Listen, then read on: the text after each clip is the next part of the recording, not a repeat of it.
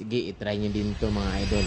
First clip, yung tumalon si Sad Boy. Second clip, yung walang tao. Sana guys, cut. Ngayon, halimbawa, na-import na natin yung si Sad Boy na tumalon, saka yung walang tao. Yung effects na gagamitin ko dito, i-comment ko yung link para ma-download nyo. Ngayon, nakatap pa rin tayo kang Sad Boy. Dito, mag-i-split tayo. Pag yung paa ni Sad Boy ay nasa sahig na, tap natin split. Tapos yung sobra sa gitna, delete natin yan. Tap natin sa gilid. After ma-delete natin yan, punta tayo dyan sa overlay, tap natin yan. Add overlay, tap natin. Ulit, i-comment ko yung link para ma-download nyo. Tap natin yung add sa gilid. Sa baba, focus kayo, tap natin yung splice. Pawalain natin yung black background niya. Tap natin. Dito, piliin natin yung filter, tap natin yan. Check lang natin dyan sa gilid, sa baba. After dito, kailangan talaga dito yung timing. Ayun, ang gagawin natin, tap muna natin yung overlay. Pwede tayong gumamit ng split or i-drag lang natin yan. I-adjust lang natin kasi medyo mahaba. Ngayon, nakatap pa rin tayo sa overlay. I-adjust lang natin yan. Para sa mga baguhan dito na manunood, kailangan talaga dito ng practice. Ngayon, kailangan pa nating i-drag yan. Kasi